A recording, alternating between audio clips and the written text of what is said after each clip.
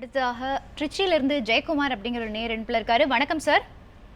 வணக்கம் madam. Sir doctor இருக்காங்க, உங்களுடைய கேள்வியை கேட்கலாம். ஹலோ, சொல்லுங்க சார்.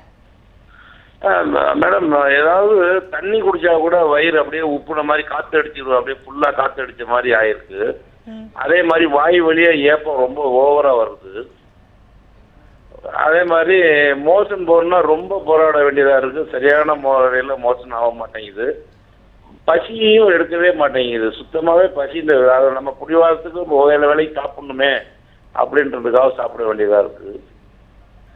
இதுதான் கோளாறு. என்னால கொஞ்சம் ஒரு டம்ளர் தண்ணி குடிச்சா கூட ஏப்பமா வருது வாய் வழியா. வயிறு அப்படியே நம்ம காத்து அடிச்ச மாதிரி அப்படியே புஷ்ஷுன்னு வீங்கிக்குது. சரி சார், நிகழ்ச்சிக்கு அழைத்ததற்கு நன்றி. தொடர்ந்து பாருங்க டாக்டர். சார், நீங்க சொல்ற சிம்டம்ஸ்லாம் பார்த்தீங்கன்னா கேஸ்ட்ரோஇசோஃபேஜியல் ரிஃப்ளக்ஸ் டிசீஸ் அது இருக்கிற வாய்ப்புகள் அதிகம். ஏன்னா நீங்க சாப்பிட்ட உடனே வயிறு உபசமா இருக்கு, ஏப்பமா வருது, இதெல்லாம் பார்த்தீங்கன்னா இந்த அசிடிட்டி இல்லை ரிஃப்ளக்ஸ் சம்பந்தப்பட்ட சிம்டம்ஸ். அது மட்டும் இல்லை, நம்ம நிறைய பேருக்கு இந்த காற்றை முழுங்குற ஒரு பழக்கம் இருக்கும், ஏரோஃபேஜியான்னு சொல்லுவோம். நம்மளே அறியாம சாப்பிட்றச்சியோ பேசுறச்சியோ அதிகமாக காற்று முழுங்குற பழக்கம் ஏற்பட்டுரும் பல வருஷங்கள்ல. ஸோ இது காற்று உள்ள போச்சுன்னா அதுக்கு வெளியில வர வழி வாய் வழியா இல்லை கீழ் வழியா தான் வரணும். ஸோ நிறைய பேர் வேணுங்கிறச்ச ஏப்பத்தை உருவாக்குவாங்க. எங்கேருந்து வரும் அது? அதில் முழுங்குற காற்று தான் வெளியே வருது, அதுதான் ஏப்பம். இந்த உப்பசமும் நீங்க வயிறு காத்து பந்தாட்டம் ரொப்புது, பந்தாட்டம் வீங்குது அப்படின்னு சொல்றீங்க. உண்மையில அந்த மாதிரி இருக்காது.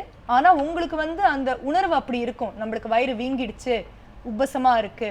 இது எல்லாமே நம்ம ரிஃப்ளக்ஸ்னால உங்களுக்கு அசிடிட்டி இல்லை கேஸ்ட்ரோஇசோஃபேஜியல் ரிஃப்ளக்ஸ், வயர்ல இருக்கிற டைஜஸ்ட் ஜூசஸ்லாம் அதிகமா உணவு குழாயில மேலே ஏறுற சான்ஸ் இருக்கு. அதனால உங்களுக்கு இந்த சிம்டம்ஸ் இருக்கலாம். ரெண்டாவது, நீங்க சரியா சாப்பிடாம லைஃப் ஸ்டைல் ஃபாலோ பண்ணாம இருந்தாலும் இந்த பர்செப்ஷன் உங்களுக்கு அதிகமா தெரியலாம். ஆனா இது பயப்படுற மாதிரி தெரியல. சரி டாக்டர், தொடர்ந்து பேசலாம். அடுத்ததாக ஆத்தூர்ல இருந்து வளர்மதி அப்படிங்கிற ஒரு நேர் இணைப்புல இருக்காங்க. வணக்கம்மா. வணக்கம். உங்களுடைய கேள்வி. மேடம், எனக்கு ஒரு நாளைக்கு காலையில மட்டும் ஒரு 4-5 வாட்டி மோஷன் போயிட்டு இருக்கு. அது ஒரு 5 நிமிஷம் ஒரு 10 நிமிஷம் கழிச்சு மோஷன் அடிக்கடி போயிட்டு இருக்கு. அது இல்லாம வெள்ளைப்படுற மாதிரி வெள்ளைப்படுதல் அதிகமா இருக்கு. அது டாக்டர்கிட்ட போய் கேட்டதுக்கு உடல்ல உங்களுக்கு சாப்பாடு செமிக்காம அடிக்கடி சாப்பிட்ட உடனே மோஷன் போயிடுது. அது என்ன காரணம் என்னன்னு தெரியல. இப்ப வயிறு அடிக்கடி வலிக்க மாட்டேங்குது, ஆனா ஊதிடுது, வயிறு உபசமா ஆயிருது. அது என்ன காரணம் தெரியல. சரிம்மா, நிகழ்ச்சிக்கு அழைத்ததற்கு நன்றி. இதற்கான ஆலோசனைகள் என்னன்னு பார்க்கலாம். இப்போ நிறைய பேருக்கு சாப்பிட்ட உடனே உணர்வு உள்ள போன உடனே மோஷன் அந்த சென்சேஷன் போகிறது அதிகமா இருக்கலாம். ஆனா உங்களுக்கு எடை குறையலையோ, பசி எல்லாம் நல்லா இருக்கு, வேற எந்த பிரச்சனையும் இல்லைன்னா இது நார்மல், பயப்பட தேவையில்லை.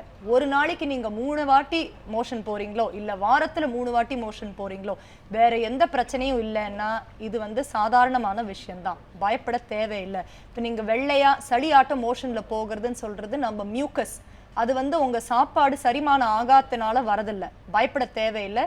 சாதாரணமே நம்ம மலக்குடல்லேருந்து இந்த மியூக்கஸோ இல்லை சளியோ வரது ஏற்படுறது. ஸோ அது மோஷனோட கலந்து வரலாம், அது நீங்க பயப்பட தேவையில்லை. உங்களுக்கு வேற ஏதாவது பெரிய பிரச்சனை, எடை குறைவு இல்லை மோஷன்ல பிளட்டு போதோ இல்லை பசி எடுக்காம இருக்குதோ, அது மாதிரி இருந்தால் இந்த பிரச்சனைக்காக நீங்க பயப்பட தேவை இருக்கு. இல்லைன்னா பயப்படாதீங்க, இதுல ஒன்றும் தப்பு கிடையாது.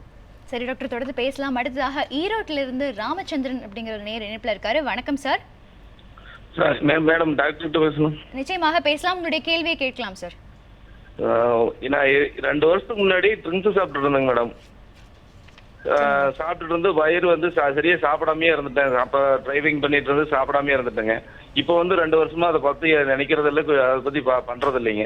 ஆனா வயிறு அடிக்கடி உப்பு சுமையிருது, நெஞ்சு எரிச்சலாவே எப்ப பார்த்தாலும் இருக்குது. அதுக்கு தகுந்த மாதிரி மெடிக்கல்ல மாத்திரை வாங்கிட்டு சாப்பிட்டுட்டு இருக்கிறேங்க. ஒரு 2-3 நாளைக்கு சாப்பிடாத விட்டுட்டுனா மறுபடியும் அந்த நெஞ்சு எரிச்சல் பயங்கரமா இருக்குது. 8 முழங்கினா கூட வலியா இருக்கிற மாதிரியே ரொம்ப உணர்வா இருக்குதுங்க. அது என்ன காரணம் எனக்கு ஒன்றும் புரியல. நான் வெளியில எங்கேயும் போய் பார்க்கலீங்க.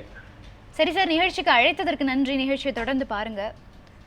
சார், நீங்க சொல்ற சிம்டம்ஸுமே அசிடிட்டி ரிஃப்ளக்ஸ் டிசீஸ்னால ஏற்படக்கூடிய சிம்டம்ஸ். நீங்க சொல்ற நெஞ்செரிச்சல், நெஞ்சு வலி எல்லாமே அதிகமா ஆசிட் வயர்லேருந்து உணவு குழாய்க்கு மேலே ஏறிச்சுன்னா இந்த பிரச்சனைகள் வர வாய்ப்பு இருக்கு. அது மட்டும் இல்லை, அதிகமாக ஆசிட் மேலே வந்தால் உணவு குழாயில் அல்சர் ரணம் வந்து ஏற்படுற வாய்ப்பு இருக்குது. இதை வந்து நீங்கள் பார்க்காம விடுறது நல்லது கிடையாது. இது வரைக்கும் நீங்கள் வந்து எந்த டாக்டரையும் பார்த்தது இல்லைன்னா நான் வந்து நீங்கள் முதல் டாக்டரை பார்க்கணும்னு சொல்லுவேன். ஏன்னா நீங்கள் 2 நாளைக்கு 3 நாளைக்கு ஃபார்மசியில் மருந்து போடுறது வந்து இதுக்காக வைத்தியம் கிடையாது. நீங்கள் டாக்டரை பார்த்து உங்கள் சிம்டம்ஸ் எல்லாம் சொல்லி தேவைப்பட்டதுன்னா எண்டோஸ்கோபி அவசியம் வரலாம். அதை பண்ணி உணவு குழாயும் வயிறும் எப்படி இருக்குன்னு பார்த்து மேற்கொண்டு வைத்தியம் பண்ணிக்கிறது உங்களுக்கு நல்லது. சரி டாக்டர், தொடர்ந்து பேசலாம். அடுத்ததாக சென்னையில இருந்து கிருஷ்ணவேணி அப்படிங்கிற நேர் இணைப்புல இருக்காங்க. வணக்கம்மா. Good morning ma'am. Good morning Krishnaveni, உங்களுடைய கேள்வியை மேம்கிட்ட கேட்கலாம். ஓகேங்க மேம். ஆக்சுவலாக எனக்கு வந்து இப்போ கொஞ்ச நாளாகவே செமிசாலிட் மோஷன்ஸ் மாதிரி அடிக்கடி போயிட்டு இருந்த ப்ராப்ளம் இருந்துச்சு.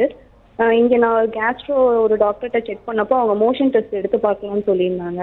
அப்போ அதை பார்த்துட்டு ஒன்றும் ப்ராப்ளம் இல்லை அப்படின்னு சொல்லிட்டு டேப்லெட்ஸ் கொடுத்தாங்க. ஸோ அதுக்கப்புறம் கொஞ்சம் ஓகே. ஆனாலும் வந்து அடிக்கடி மாறி மாறி திடீர்னு சாலிட் அந்த மாதிரி மாறி மாறி இருக்குது. அந்த மாதிரி பிரச்சனை இருக்குது.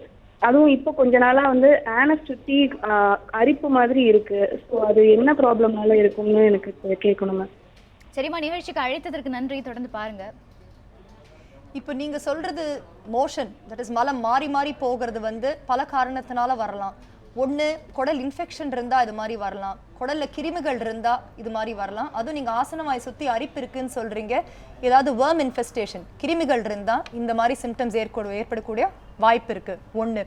ரெண்டாவது, நான் முன்னையே சொன்ன மாதிரி இரிட்டபிள் பவல் சிண்ட்ரோம்லேயே இது மாதிரி மாறி மாறி ஒரு நாளைக்கு கொஞ்சம் சாலிடாக, ஒரு நாளைக்கு வந்து குழம்பா லிக்விடாக மோஷன் போகிற வாய்ப்புகள் இருக்குது. ஸோ நீங்கள் மோஷன் எக்ஸாமினேஷனில் வந்து எந்த பிரச்சனையும் தெரியலன்னா இன்னொரு வாட்டி பார்க்கறது நல்லது. கிருமிகள் பாரசைட்ஸ் ஏதாவது இருந்தால் அதுக்கு தேவைப்படக்கூடிய மருந்துகள் எடுக்கிறது நல்லது. இதெல்லாம் மீறியும் உங்களுக்கு வந்து இந்த பிரச்சனை கண்டினியூ ஆச்சுன்னா மோஸ்ட் லைக்லி இது இரிட்டபிள் பவல் சிண்ட்ரோம்னால இருக்கலாம். ஆனால் இது கூட உங்களுக்கு வந்து வெயிட் லாஸ், வயிறு வலி, வேற ஏதாவது நான் சொன்ன மாதிரி ரெட் ஃபிளாக் அலாம் சிம்டம்ஸ் ஏற்பட்டதுன்னா டாக்டரை மறுபடியும் பார்க்கறது அவசியம். தேவைப்பட்ட ஆசனவாய் பெருங்குடல் கொலோனோஸ்கோபி வழியா பார்க்கறது நல்லது. சரி டாக்டர், தொடர்ந்து பேசலாம். நேர்களே, இன்றைய டாக்டரிடம் கேளுங்கள் நிகழ்ச்சியில் வயிறு மற்றும் குடல் சார்ந்த எல்லா பிரச்சனைகளுக்கான தீர்வுகளை பார்த்துட்டு இருக்கோம். குறிப்பா ஒரு சிறிய இடைவேளைக்கு பிறகு அல்சர் எதனால உருவாகிறது, அல்சரை குறைக்கிறதுக்கு என்ன மாதிரி ட்ரீட்மெண்ட் மெத்தட்ஸ்லாம் இருக்கு, குறிப்பா எண்டோஸ்கோபி பண்றதுக்கு மக்கள் ஏன் ரொம்ப பயப்படுறாங்க, இந்த மாதிரி பல விஷயங்களை பற்றி பேச போறோம். டாக்டரிடம் கேளுங்கள் நிகழ்ச்சியில் ஒரு சிறிய விளம்பர இடைவேளை.